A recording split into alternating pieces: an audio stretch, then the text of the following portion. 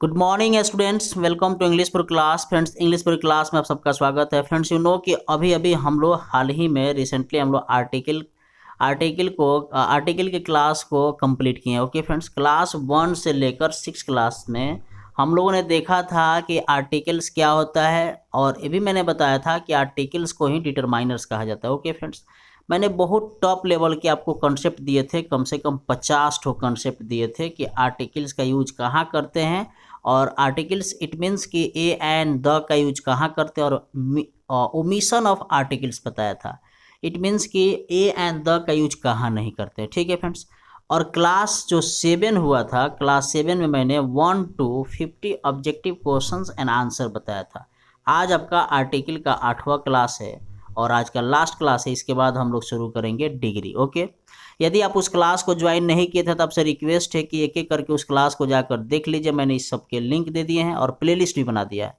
आज के 8वें क्लास में हम लोग 50 to 75 objective questions and answer देखेंगे, ताकि आपका प्रॉब्लम हमेशा हमेशा के लिए क्लियर हो जाए। फ्रेंड्स, मैंने जो क्वेश्चन बनाया है ना, वो बहुत सेलेक्टेड क्वेश्चन आपके लिए लेकर आए हैं। आप 10th के हैं, 12th के हैं, किसी बोर्ड के एग्जाम, एनडीए, एयरफोर्स, नेवी या सीजीएल सीडीएस वगैरह के एग्जाम देना चाहते हैं, किसी भी कंपटीशन लेवल के एग्जाम, टीजीटी, पीजीटी, सीटेट, टेटेट, चाहे जो भी एग्जाम देना चाहते हैं, इससे क्वेश्चन आएगा। ओके फ्रेंड्स, तो आइए हम लोग शुरू करते हैं।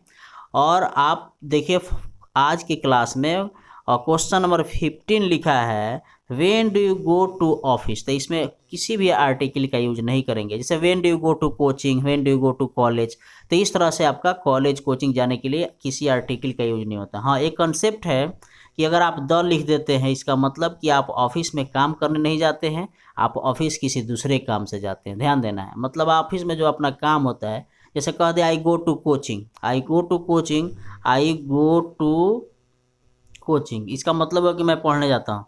लेकिन वही कह दूँ आई गो टू द कोचिंग, इसका मतलब हुआ कि मैं पढ़ने नहीं जाता हूँ, मैं किसी दूसरे काम से जाता हूँ। तो किसी भी पर्पस के पहले अगर द लगा देते हैं यहाँ, मतलब नाउन के पहले, तो आपका पर्पस बदल जाएगा। ओके, अब आइए क्वेश्चन नंबर हम लोग 51 देख लेते हैं। लिखा है, each of the girls has a book, माने प्रत्येक लड़कियों के पास एक किताब है। तो आप यहाँ द का यूज करेंगे। जब यहाँ ईच ऑफ आ जाए, ईच ऑफ आ जाए, आइदर ऑफ आ जाए, नाइदर ऑफ आ जाए, तो हमेशा ऑफ के बाद द का यूज होता है। आपको ध्यान देना है, ठीक है।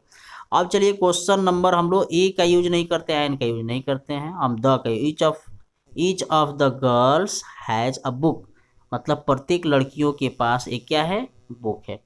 अब देखिए, मैंने आपको बताया था किसी भी पॉलिटिकल पार्टी के लिए आप द का यूज करते हैं। The Bharatiya Janata party is in ruling, है ना। The Bharatiya Janata party is a ruling, तो आप यहाँ ऑप्शन सी हो जाएगा। The Bharatiya Janata party, the Congress, the RJD, the BJP, the Sapa, the JDU, आप हमेशा जो है राजनीतिक दल के नाम के पहले द का यूज करेंगे, तो आप लिख सकते हैं।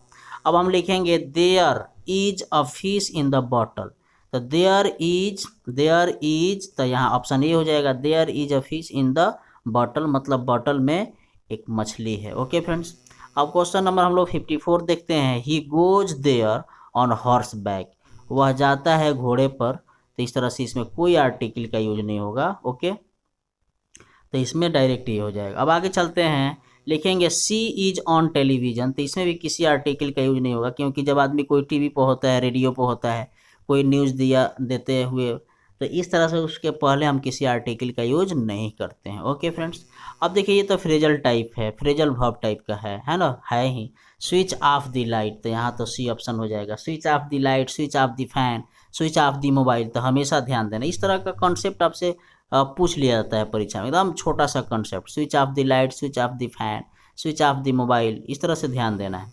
अब क्वेश्चन नंबर 57 कहता है, the patriot in him forced him to join army, ये आगे इधर कट गया है, आर्मी लिखा है, तो आपका ऑप्शन सी हो जाएगा। उसके अंदर की देशभक्ति ने उसे फोर्स किया क्या करने के लिए, आर्मी ज्वाइन करने के लिए। The patriot in him forced him to join army, आपको ध्यान देना है। अब आगे चलते हैं फिर फ्रेंड्स, क्वेश्चन नंबर हम लोग देखते हैं 58। Eggs are sold by the dozen, है ना, अंडे बेचे जाते हैं किसके, दर्जन के हिसाब से। अब लिखेंगे, अब देखिए यहाँ रिलीजियस बुक जो भी आता है, धार्मिक बुक आता है, रिलीजियस बुक्स जैसे कुरान हो गया, रामायण हो गया, महाभारत हो गया, या बाइबिल हो गया तो उसके पहले हम द का यूज करते हैं। तो इस तरह से लिखेंगे, ऑप्शन सी हो जाएगा, the Quran is a holy book. Holi का मतलब होता है पवित्र। अब आइए क्वेश्चन नंबर 60 देखते हैं। क्वेश्चन नंबर 60 कह रहा है कि there is one act play. तो यहाँ ए का यूज करेंगे। आपको मैंने बताया था कि यदि किसी नाउन का प्रोनाउंसिएशन हिंदी में य होता है, या होता है, यू होता है, व होता है, तो उसके पहले आप यहाँ भवेल हो चाहे उससे मतलब नहीं है, हिंदी के उच्चारण में आपको ध्यान देना होता है। तो उसमें आप किसका यूज करते हैं, ए का यूज करते हैं। ओके फ्रेंड्स, आगे लिखेंगे Brutus is an honest man. Honest मैंने आपको बताया था कि जैसे HOUSE हाउस, हस्बैंड, तो जिस अगर नाउन का स्टार्टिंग एच से हुआ हो लेकिन उस एच का उच्चारण होता है ना, एसेंट होता है, तो उसके पहले हम ए का यूज करते हैं। लेकिन अगर कोई नाउन हो, कोई एडजेक्टिव हो, उसका उच्चारण साइलेंट रहता है, मतलब ऑनेस्ट देखिए साइलेंट है, इसीलिए यहाँ यूज करते हैं एन का। जैसे एन आवर हो जाएगा। अब देखिए यहाँ यू है, यू है ना, तो आप कहेंगे कि AEIOU वावेल है, तो वावेल के पहले हम एन का यूज करेंगे, लेकिन मिस्टेक हो जाएगा। इट मीन्स कि यह इनकरेक्ट हो जाएगा, सेंटेंस रॉन्ग हो जाएगा, गलत हो जाएगा। आप जो है यहाँ ए का यूज करेंगे। क्यों? क्योंकि यूजफुल जब हिंदी में लिखने जाएंगे तो यूजफुल, तो यू से हो गया, तो इस तरह से आपको हिंदी पर ध्यान देना है। अगर आपको सबके सब कंसेप्ट समझने हैं फ्रेंड्स, तो आप जाइए मेरे क्लास को ज्वाइन करिए, मैंने सब लिंक दिया है। तो आप यहाँ 62 का ही ऑप्शन हो जाएगा। अब आइए हम लोग क्वेश्चन नंबर देखते हैं 63।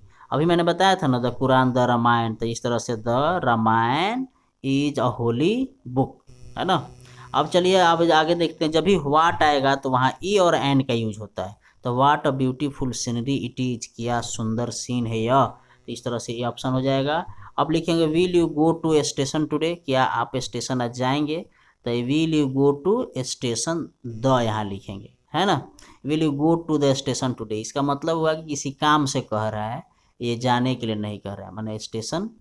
तो इस तरह से हो जाएगा। अब लिखेंगे an apple fell from a tree, तो एन एप्पल यहाँ बी ऑप्शन हो जाएगा कि एक सेब जो है कहाँ से गिर गया, पेड़ से गिर गया। क्वेश्चन नंबर 67 कह रहा है एन एप्पल फेल, ये क्वेश्चन रिपीट हो गया है मिस्टेक से। तो ये क्वेश्चन नंबर हम लोग देखते हैं 68।